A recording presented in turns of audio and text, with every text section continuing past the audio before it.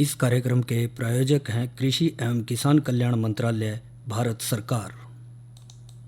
हर जोखिम से निकल कर फसल आए, सुरक्षित हो जाए।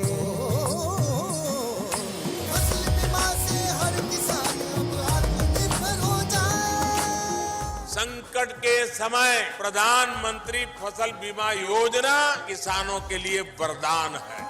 अब सूखा पड़े या बाढ़ आ जाए कोई डर नहीं, अब ओले पड़े या कीट पतंगे फसल खा जाए कोई फिक्र नहीं, क्योंकि हमने लिया है प्रधानमंत्री फसल बीमा।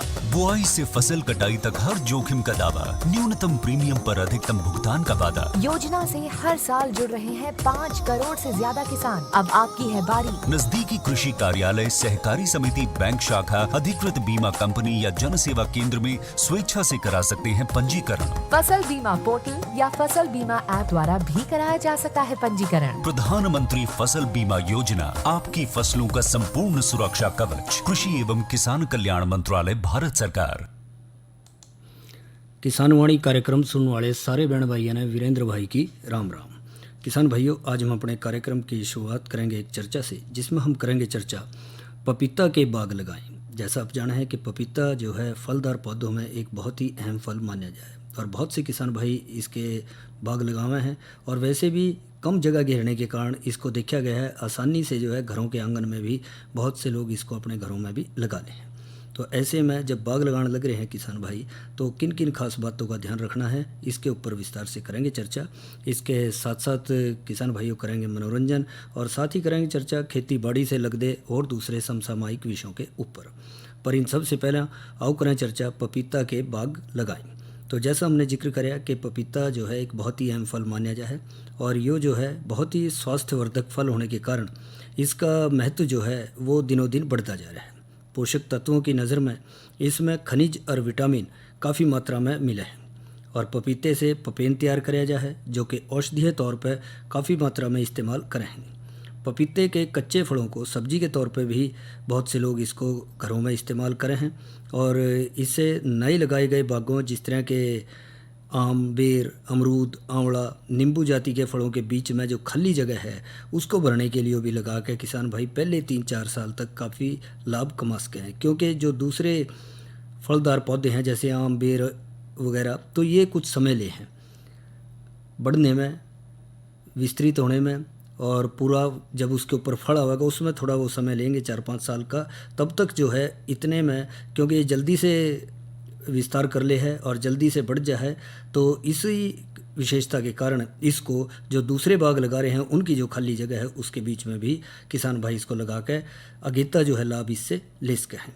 जहाँ तक इसके लिए खेत और जलवायु की बात है, वैसे तो पपीता जो देखा जाए थोड़ा सा उष्ण जलवायु का फल है, पर जहाँ पाला ना पड़ता हो वहाँ पे खुश्क और अर्ध खुश्क इलाकों में भी काफ़ी उगाया जा है और एक तरफ इसकी भरपूर वृद्धि के लिए ज़्यादा पानी की ज़रूरत पड़ा है, वहीं ये ज़्यादा देर तक जल भराव की स्थिति को सहन भी नहीं कर सकता। यानी कि एक विडम्बना ही कहेंगे कि इसको पानी भी चाहिए और साथ साथ ये देखा गया है कि खेत में जो है ज़्यादा देर तक पानी खेत में नहीं खड़ा होना चाहिए, नहीं तो इसकी जड़ें जो है गलनी शुरू हो जाए। बस हल्की हल्की सी नमी जो है खेत के अंदर बरकरार रहे तो उससे ये बढ़वार करता रहे। तो इसलिए ऐसे खेत का चुनाव करना पड़ेगा जिसके अंदर पानी ना खड़ा होता हो, यानी कि अच्छे जल निकास वाली मिट्टी का जो खेत है उसको चुनाव करें। और इसके अलावा खारी और कल्लर मिट्टी को छोड़कर अच्छे जल निकास वाली हर तरह की मिट्टी में जो है इसकी बिजाई किसान भाई कर सके हैं, इसके बाग लगा सके हैं। और इसके साथ साथ जहाँ तक इसकी उन्नत किस्मों का सवाल है, तो इसकी उन्नत किस्मों में है वाशिंगटन। यह किस्म जो है मधुबिंद के नाम से भी जानी जा है। पौधा छोटे कद का, ज़्यादा पैदावार देने वाला, नर पौधों की संख्या कम, फल बड़े, गुद्दा मुलायम, मीठा और खुशबूदार और बीज की मात्रा जो है इसके अंदर कम है वाशिंगटन किस्म में। दूसरी किस्म है कुर्घानी। इसके पौधे ऊंचे कद के, पर फल तने पर कम ऊंचाई पर ही लगने शुरू हो जाएंगे और पौधे में नर और मादा दोनों फूल आएंगे और फल बड़े आकार के और गुद्दा मोटा, पर हनी ड्यू से थोड़ा सा कम मीठा देखा गया है। इसके अलावा एक और किस्म है पूसा डिलीशियस। इस किस्म में नर और मादा फूल एक ही पौधे पर लगे हैं। पैदावार में बहुत ही अच्छी किस्म है। फल दरमियाने आकार के, गुद्दा गहरे नारंगी रंग का, अच्छे स्वाद वाला और खुशबूदार है। इसके अलावा पूसा ड्वार्फ भी एक अच्छी किस्म है जिसमें नर और मादा फूल अलग अलग पौधों पर लगे हैं। पौधा बहुत छोटे कद का है, फल जो है दरमियाने आकार के और अच्छे स्वाद वाले हैं। तो कोई भी किस्म अपनी रुचि के अनुसार, इच्छा के अनुसार किसान भाई चुनाव करके अपने खेतों में इसके पपीते के बाग लगा सकते हैं। इसके साथ साथ बात आवे है कि इसकी पौधरोपण किन दिनों करी जा सके और किस तरीके से करें। तो देखा गया है कि आजकल के दिन जो हैं इसके पौध रोपाई के लिए बहुत बढ़िया हैं। यानी जून के आखिरी हफ्ते में 2 मीटर की दूरी पर 50 गुणा 50 गुणा 50 सेंटीमीटर के गहरे खड्डे खोद दें और खड्डों में मिट्टी और गोबर की खाद की मात्रा बराबर रूप में मिलाकर भर दें। भरने के बाद सिंचाई करें और जिससे गड्ढों में मिट्टी बैठ जाएगी। और इसके साथ ही अगले महीने में एक गड्ढे में किसी भरोसेमंद नर्सरी से या फिर अपने आप जो पौध तैयार कर रखी है उन पौधों की 2 की संख्या में पौधे लगावें। उगने के बाद अच्छी बढ़वार वाला पौधा रख कर दूसरा पौधा उसमें से निकाल दें। इससे ये फ़ायदा रहेगा कि मान लो एक ही पौधा लगाया और उसने ही बढ़वार अच्छी नहीं करी या फिर वो किसी कारण से ना चला, मर गया, तो उसमें वो जगह खाली रह जाएगी। तो जगह खाली ना रहे बाग में, इसीलिए शुरू में ही 2-2 पौधे लगा दें। जो बढ़िया चले, अच्छा चले, उसको रखें और दूसरे को निकाल दें। और इसके साथ साथ पौधों की थोड़ी छटाई वगैरह का भी ध्यान रखें कि जब पौधों में फूल आवें तब उनमें से केवल 10% नर जो पौधे बाग में अलग अलग जगहों पर रख कर बाकी को निकाल दें। क्योंकि इसमें ये देखा गया है कि नर और मादा दोनों को होना जो है खेत के अंदर बहुत ज़रूरी है। ऐसा ना हो कि एक सिरे में 1-2 पौधा नर का रख लिया सारे किले में। तो अलग अलग जगह देख लें, बीच में लाइनों के बीच में हर एक लाइन में कोई एक तरफ और कोई दूसरी तरफ करके सारे खेत में फैला कर नर पौधे जो हैं वो उसके अंदर ज़रूर छोड़ें और जिनकी संख्या कुल पौधों की संख्या के 10% तक ज़रूर होनी चाहिए, जिससे कि परागण क्रिया आसान हो और फल जो हैं अच्छे उनको मिलेंगे जो मादा पौधे होंगे। इसके साथ साथ पाड़ा जो है पपीते के लिए बहुत नुकसानदायक रहा है। सर्दियों में जो है पौधों को पाड़े से बचाने के लिए उन दिनों में भी थोड़ा सा ध्यान रखना पड़ेगा। ये एक बात देखने में आवे किसान भाइयों, थोड़ा सा नाजुक पौधा है, इसलिए इसकी देखरेख भी जो है थोड़ा ध्यान से करनी पड़ा है, चाहे वो गर्मी है, बरसात है या फिर सर्दियों का मौसम है। तो बरसात में तो यही ध्यान रखना है कि भाई खेतों के अंदर, इस खेत में या जहाँ बाग लगा रहे हैं वहाँ ज़्यादा देर तक पानी खड़ा ना हो और उसका जल्दी से निकासी हो जाए पानी की। दूसरा, पौधे की जड़ों में जो है अच्छी खासी मिट्टी ज़रूर लगा दें, जिससे कि पानी का संपर्क सीधा जो है तने के साथ ना हो पावे, दूर रहे उससे, और पौधा जो है ज़्यादा पानी की समस्या के कारण गले ना। इसके साथ साथ जैसा हम सर्दी का जिक्र कर रहे थे, तो पाले से बचाव के लिए झोंपड़े, सरकंडे वगैरह के बना सके हैं, ऊपर से ढक दें और पौधों में जो है नमी भी बनाए रखें। इसी प्रकार जो देखा है, गर्मियों का मौसम हो, ज़्यादा तेज़ गर्मी पड़ रही है, लू चल रही है, तो उसमें भी लू से बचाना ज़रूरी है। और तने के निचले भाग पर ब्लाइटॉक्स या फिर कैप्टन नामक दवाई का गाढ़ा घोल लगाने से तना गलन जो रोग है उस समस्या से भी बचा जा सका है। तो इस बात का भी ध्यान रखना है। इसके साथ साथ एक बात का ध्यान रखें कि पपीते की जड़ें ज़्यादा गहरी नहीं होती, इसलिए सिंचाई हल्की और जल्दी करनी पड़े, जिससे कि नमी जो है जड़ों के आसपास खेत में बनी रहे। गर्मियों में सप्ताह में 1 बार और सर्दियों में 2 सप्ताह में 1 बार सिंचाई करनी लाभदायक है। और बरसात के मौसम में आमतौर पर वैसे तो पानी लगाने की ज़रूरत नहीं पड़ती, पर फिर भी ज़रूरत के अनुसार, जो मान लो सूखा मौसम ज़्यादा लंबा चल पड़ा या राड़ ज़्यादा लंबा हो जाए, बरसात ना हो रही हो, तो ऐसे में मौसम का रुख देख कर उसी अनुसार जो है हल्का हल्का पानी उसमें लगा सकें, जिससे कि खेत में पानी खड़े ना हो। बस इस बात का ध्यान ज़रूर रखना है, क्योंकि पपीते का पौधा हम फिर जिक्र करेंगे कि बहुत ही नाजुक सा पौधा है, जिसकी की देखरेख भी बड़ी सावधानी से करनी पड़ा है। और हर पेड़ के चारों तरफ 1 फुट की गोलाई में 10 से 15 सेंटीमीटर ऊंची मिट्टी जरूर लगा दें, जो पौधों को सीधा रखने और तने को पानी के संपर्क में आने से बचावेगा। और इससे जो है पानी का या ज़्यादा पानी का जो है पौधे की जड़ों के ऊपर असर नहीं होने का।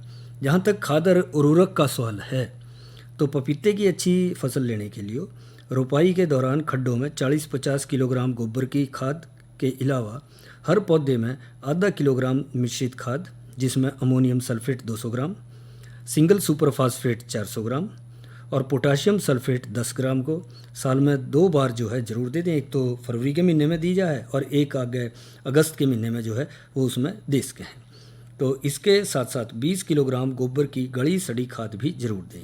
यहाँ एक बात का फिर ध्यान रखेंगे, जैसा हम अक्सर जिक्र करें हैं अपने कार्यक्रम में, कि जब भी गोबर की खाद की बात आए कि गोबर की खाद जो है वो तैयार हो, अच्छी तरह से गली सड़ी खाद हो, कच्ची खाद ना हो, क्योंकि कच्ची खाद जो खेत में डालेंगे गोबर की तो उससे दीमक वगैरह की समस्या बढ़ जाए और फिर उसका इतना फ़ायदा नहीं होगा जितना कि दीमक उसको खेत में नुकसान पहुंचाएगा। इसीलिए सुनिश्चित कर लें कि जब भी गोबर की खाद डाल रहे हैं तो अच्छी तरह से तैयार खाद हो, उसको खेत में जो है दें। और खाद तने से 1 फुट दूर पौधे के चारों तरफ गुड़ाई में डालकर हल्की गुड़ाई जो है करके मिट्टी में उसको अच्छी तरह से मिला दें और उसके बाद उसमें हल्की सिंचाई ज़रूर कर लें। क्योंकि मिट्टी में मिला देंगे, कई बार किसान भाई क्या करेंगे, ऊपर ही घेर दें, छिड़क दें, चलो भाई इसका पानी आवेगा आप ही गुड़ गाड़ के चली जाएगी नीचे, वो तो है जाएगी तो ज़रूर, पर इसका एक और बात देखने में आएगी, यदि हम इसको अच्छी तरह से मिट्टी में मिला देंगे तो उसके हर अंश जो है खाद का वो मिट्टी में अच्छी तरह से मिल जाएगा, दब जाएगा और भी गलेगा, सड़ेगा और खेत में जो है वो अच्छा फ़ायदा देगा। और जो ऊपर ही पड़े रहेगा तो धूप लगने के कारण जो है वो सूख जाएगा। खाद गोबर तो है ही है, जो अलग बात है कि गड़ सड़ रहा है, तैयार है, परंतु वो सूख जाएगा ऊपर और उसका फिर वो असर खेत के अंदर नहीं हो पाएगा जैसा कि उसका तैयार नरम गोबर की गली सड़ी खाद का होना चाहिए। सूखने पे तो एक तरह से वो जिस तरह से गुस्से हो जाएं, उपले हो जाएं, सूख के वैसा सा बन जाए, तो वैसा नहीं करना है हमने, उसको अच्छे से जो है खेत के अंदर मिला देना है मिट्टी के अंदर, जिससे कि उसका पूरा फ़ायदा पौधों को मिल सके। और बाद में हल्की सिंचाई भी ज़रूर करते हैं।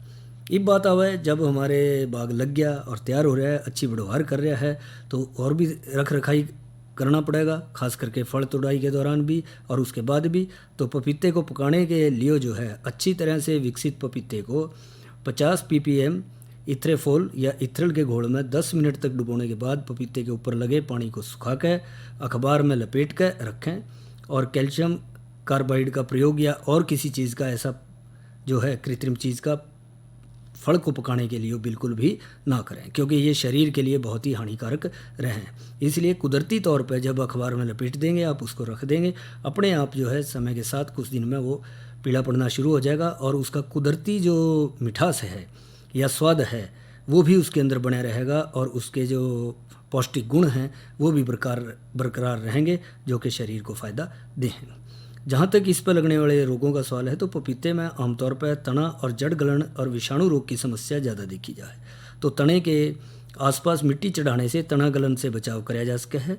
रोगग्रस्त पौधों को नष्ट कर देना चाहिए और विषाणु रोग से पत्ते छोटे और मुड़े हुए दिखाई देंगे तो पौधे में काफ़ी कम मात्रा में फल दे हैं, जो गुण में भी अलग तरह के होंगे।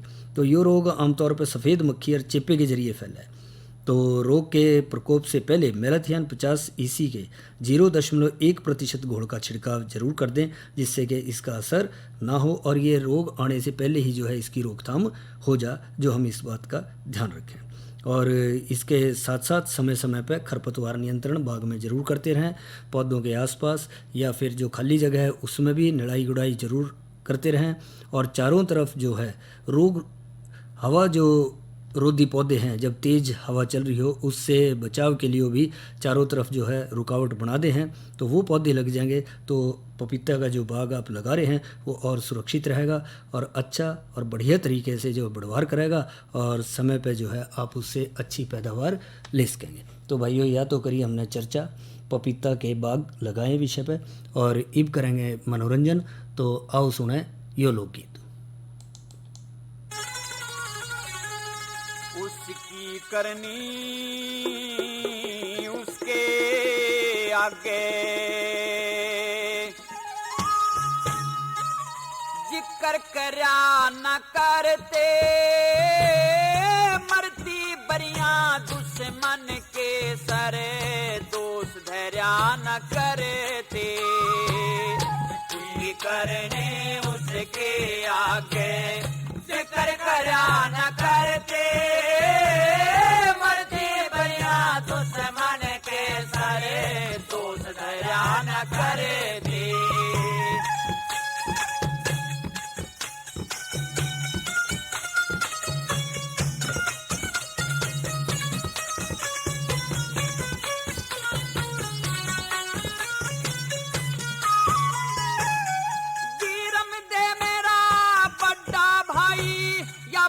कहन की कोना एक म्यान में दो बरछी दिखे, कह रहन की कोना दरबारा में शोर माच जाया, चोट सह भी मेरे भाई का बेटा, खोट कहन की को ना। जम्मल भी मेरे भाई का बेटा, खोट कहन की को ना। न्यू आवे धन न्यू है चाला जा, न्यू आवे धन न्यू है चाला जा। गैल मरा न करते, मरती भरिया दुश्मन के सरे, दोस्त धरा न करे थे। उसकी करनी उसके आगे, फिक्र करा न करते, मरती भरिया दुश्मन के सरे, दोस्त धरा न करे थे।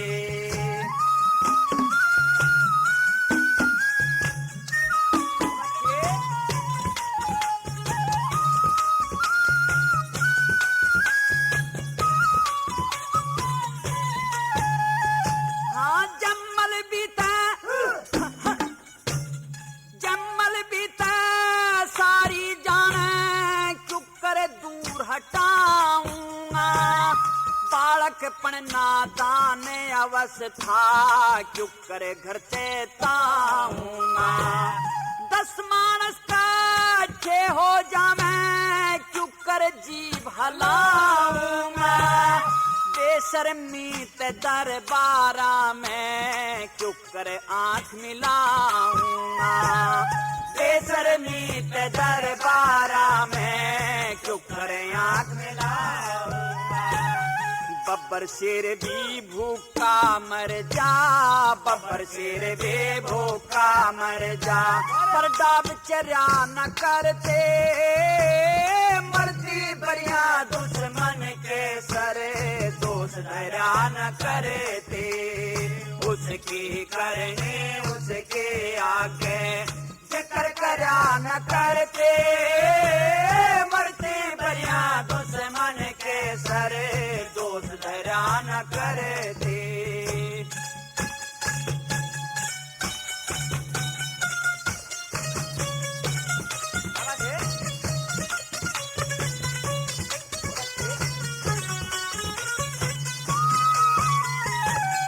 एक बेल का 2 तुम्बे हो, एक ही हो से उनकी जात।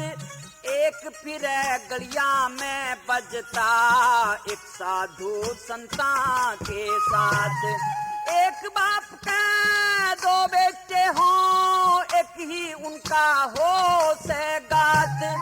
एक तेसर बदनामी धर ले, एक करे पंचा में बात। एक तेसर बदनामी धर ले, एक करे पंचा में बात।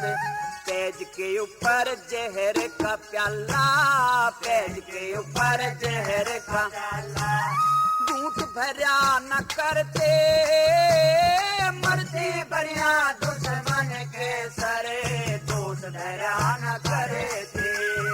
उसके करने उसके आगे, जिक्र करा न करते, मरती भरिया दुश्मन के सरे, दोस्त धरा न करे थे।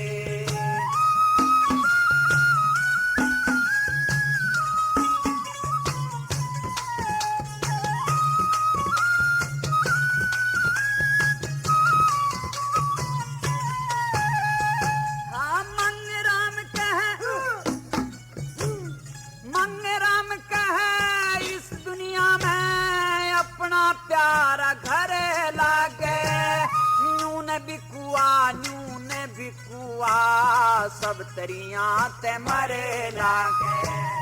बद से तो बदनाम बुरा मन, बदनामी ते डरे लागे। तन्ने इसी कसूती बात कही, मेरा धरती के मसरे लागे। किसी कसूती बात कही, मेरा धरती के मसरे लागे। भाई गला बैर करे वो, भाई गला बैर करे वो। कदे तिरिया न करते, मरती बरिया दुश्मन के सारे, दोष धरा न करे थे, उसकी करनी उसके आगे जिक्र करा न करते, मरते भैया दुश्मन के सरे दोष धरा न करे थे। यह तो सुना भैया ने लोकगीत। और भाइयों अब करेंगे चर्चा मौसम की जानकारी पे। तो आज अधिकतम तापमान रहा 41 डिग्री सेल्सियस और न्यूनतम रहा 26 डिग्री सेल्सियस और हवा की गति रही 14.1 किलोमीटर प्रति घंटे की रफ्तार से हवाएं चली। और जहां तक कल के तापमान का सवाल है तो कल अधिकतम तापमान 38 डिग्री सेल्सियस और न्यूनतम 27 डिग्री सेल्सियस रहने की संभावना है। और जहां तक कल के कृषि कार्यक्रम का सवाल है तो भाइयों कल चर्चा का विषय रहेगा भूमि का वृक्षारोपण द्वारा सुधार कैसे करें। और दूसरी चर्चा का विषय आज की नसीहत के तहत रहेगा हरी खाद का महत्व। तो यह तो बात करी हमने मौसम की जानकारी और कल के कृषि कार्यक्रम पर। और अब करेंगे चर्चा नई फसल नई उमंग के तहत तिल की काश्त में सावधानियां विषय पे। तो जहाँ तक तिल का बात है तो तिल एक तिलहनी फसल है और भारत जो है एक प्रमुख तिल उत्पादक देश है और विश्व में सबसे ज़्यादा तिल की खेती भारत में हुआ है और पैदावार भी दूसरे देशों की अपेक्षा काफ़ी ज़्यादा है। और दूसरे देशों की तुलना में भारत में तिल की खेती जो है वो 19.5 लाख हेक्टेयर में करी जा है और कुल पैदावार 8.5 लाख टन है। और हरियाणा प्रदेश में तिल की खेती जो है 3000 हेक्टेयर से भी ज़्यादा में करी जा रही है।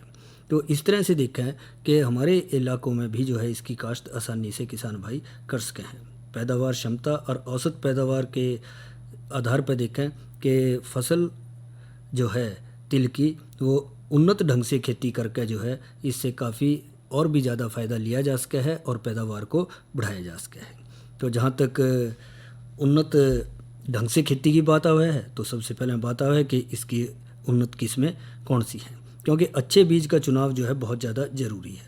किसानों को ज़्यादा पैदावार लेने के लिए उन्नत किस्म की अच्छी गुणवत्ता के बीज का चुनाव करना बहुत ज़्यादा ज़रूरी हो जाए। किसानों को तिल की उन्नत किस्मों का अच्छा बीज जो किसी कारण से नहीं मिल पा रहा है तो फिर इसके कारण जो है फसल की अच्छी पैदावार नहीं मिलती।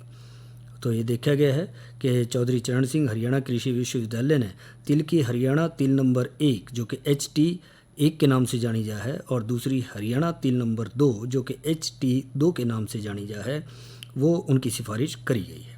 जहाँ तक HT1 किस्म का सवाल है यानी कि हरियाणा तिल नंबर 1 तो यह जो किस्म है तिल की प्रमुख बीमारियाँ जिस तरह पत्ती मरोड़ और फाइलोडी की प्रतिरोधी है।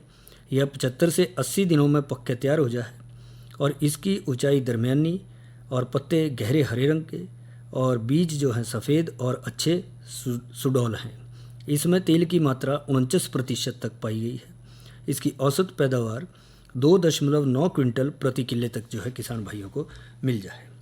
इसके अलावा HT2 यानी कि हरियाणा तिल नंबर 2 यह किस्म जो है पत्ते का मोजेक वायरस और फाइलोडी रोग की अवरोधी है। यह 87 दिनों में पक जाए और इसका दाना सफ़ेद है जिसमें तेल की मात्रा 48.2% तक पाई गई है। इसकी औसत पैदावार जो है वो 4 क्विंटल प्रति किले तक जो है किसान भाइयों को मिल सके है यानी कि HT1 से ज़्यादा। जहाँ तक तिल के बिजाई की बात है तो तिल की बिजाई का जो है सही समय आ रहा है लगभग, क्योंकि जून के आखिर से लेकर जुलाई महीने में जो है का पहला पखवाड़ा या पहले सप्ताह तक कर लें तो बहुत बढ़िया है, नहीं पहले पखवाड़े तक तो इसकी बिजाई ज़रूर पूरी कर लेनी चाहिए। और इससे पहले बिजाई करी गई जो फसल में बीमारियों और कीड़ों का प्रकोप ज़्यादा रह जाए है जो हम इसको पहले करेंगे तो बरसात पर आधारित इलाकों में मानसून की शुरुआत के साथ ही जो इसकी बिजाई कर दें तो उस जैसी बात ही नहीं, यानी कि जुलाई के पहले हफ्ते में या जून के आखिरी हफ्ते में इस बीच में जो कर लें तो उससे अच्छी पैदावार किसान भाई तिल की ले सके हैं, क्योंकि समय की जो है बहुत ही अहमियत रहे चाहे कोई भी फसल हम बिजाई कर रहे हैं उसके लिए। जहाँ तक बीज की मात्रा और बिजाई के तरीके की बात है तो तिल की 1 किले की बिजाई के लिए अच्छी गुणवत्ता का 2 किलोग्राम बीज जो है पर्याप्त रहेगा। अच्छी पैदावार के लिए पोरा या ड्रिल के जरिए 4 से 5 सेंटीमीटर की गहराई में बिजाई करें। बिजाई खुड्डों में 30 सेंटीमीटर और पौधों में 15 सेंटीमीटर के फासले पर करें। उचित दूरी पर बीज डालने के लिए बीज को मिट्टी, राख या खाद में मिलाकर मात्रा को बढ़ा लें और उसके साथ जो है बिजाई उसमें कर सकें। और इसके साथ साथ जो है खेत को पहले अच्छे से तैयार कर लें, नरम बना लें। पहली फसल के कोई अवशेष खेत के अंदर हैं तो उनको अच्छे से नष्ट कर दें, खेत के अंदर मिला दें और समतल करके उसके बाद इसकी बिजाई खेत के अंदर किसान भाई कर सकें। जहाँ तक खाद की मात्रा का सवाल है तो तिल की फसल को ज़्यादा खादों की ज़रूरत आमतौर पर नहीं पड़ती। जो संभव हो सके तो गोबर की गली सड़ी तैयार खाद जो है पहले ही खेत में नीचे मिला दें जब खेत की तैयारी करने लग रहे हैं। और कम उपजाऊ ज़मीनों में 15 किलोग्राम नाइट्रोजन, 30 से 35 किलोग्राम यूरिया के रूप में प्रति किले के हिसाब से जो है बिजाई से पहले खेत के अंदर ज़रूर दे दें, क्योंकि नीचे दे देंगे तो जब बीज अंकुरित करने में भी थोड़ा खाद सहायता कराए, थोड़ा सा गर्मी सी हो जाए तो अंकुरण सही समय पे और सारे बीज का अच्छे से हो जाए। और बाद में देंगे तो फिर उसका उसी अनुसार जो है असर फसल पर देखा जाए। तो बेहतर है कि खेत की तैयारी के दौरान जब खेत तैयार करने लग रहे हैं बीज बोने से पहले जो ये खाद है वो उसके अंदर दे सके हैं, चाहे वो गोबर की गली सड़ी खाद है या फिर यूरिया के रूप में 30 से 35 किलोग्राम नाइट्रोजन जो खेत में दे रहे हैं। जहाँ तक फसल की सिंचाई की बात है तो तिल की खेती आमतौर पर कम पानी वाले इलाकों में करी जा है, या फिर यूँ कह लें कि जिन किसान भाइयों के पास सीमित सिंचाई के साधन हैं वहाँ भी जो है तिल की खेती किसान भाई कर सके हैं, जो कि तिलहनी फसलों में एक अहम बात है। और कम वर्षा के स्थिति में ज़रूरत के अनुसार 1 या 2 सिंचाई फूल आने के दौरान या फिर डोडियाँ बनने के बाद अच्छी पैदावार लेने के लिए ज़रूरी है। उस समय हल्की हल्की सी सिंचाई कर सके हैं मौसम के अनुसार। जब मौसम का रुख देख कर जो कुदरती तौर पे पहली ही बरसात चल रही है उन दिनों में हो रही है तो फिर ऐसी कोई ज़रूरत नहीं है ख़ास, और जो नहीं है लंबी राड लग रही है, सूखा मौसम काफ़ी चल रहा है तो उसमें हल्की हल्की सी सिंचाई उस दौरान फल आने पे या जब निसरण लग रही है उस दौरान जो है जब फूल आ रहे हैं करी जा सके। फसल की निराई और गुड़ाई की जहाँ तक बात है तो मौसमी खरपतवार किसान भाइयों आपने देखा है हर फसल में जो है बढ़वार करे है और वो खेत के अंदर मिलते चले जाए, तो उनको निकालना ज़रूरी है। तो 20-25 दिन के बाद जो है हल्की निराई गुड़ाई ज़रूर कर दें खुरपी से, और ऐसे ही फिर उसके बाद दूसरी निराई गुड़ाई भी खेत में करी जा सके है जिससे कि उसमें इनकी रोकथाम समय पर हो सके। और इसके साथ साथ कीड़ों की भी रोकथाम करें। तिल की फसल में तिल की पत्ती लपेट सुंडी, फली बेधक सुंडी, हरा तेला जो है इनका प्रमुख रूप से प्रकोप हो जाए। पत्ती लपेट और फली बेधक सुंडी की रोकथाम के लिए 600 से 650 और 725 ग्राम कार्बेरिल 50% घुलनशील पाउडर को जो है 200 या 220 या 240 लीटर पानी में घोल कर बिजाई के 25, 40 और 55 दिन के अंतराल पर जो है प्रति किले के हिसाब से इसका छिड़काव कर दें। हरा तेला की रोकथाम के लिए भी 200 मिलीलीटर मेलाथियन 50 सीसी ने 200 लीटर पानी में मिलाकर 2 बार 2 से 3 सप्ताह के अंतर पर जो है इसकी फसल पर छिड़काव कराया जा सके है। अरे अरे अरे अरे, क्या कर रहा है? इधर इधर इधर हम बोल रहे हैं तेरे बीजू का। उतला बोल रहा है? हाँ, पक्षियों से तो हम खेत को बचा लेते हैं पर इन घातक रसायनों से कैसे बचाएं? मतलब?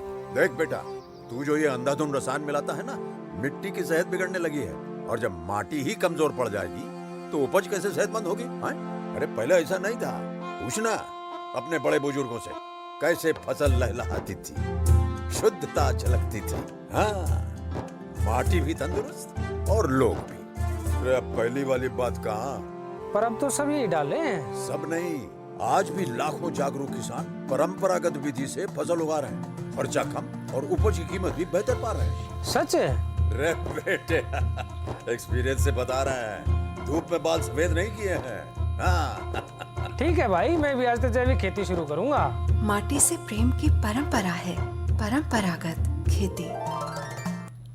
इस कार्यक्रम के प्रायोजक थे कृषि एवं किसान कल्याण मंत्रालय, भारत सरकार। और किसान भाइयों, इसी के साथ हमारे आज के किसान वाणी कार्यक्रम का समय समाप्त हुआ। तो वीरेंद्र भाई ने इजाज़त दो। अच्छा भाइयों, राम राम।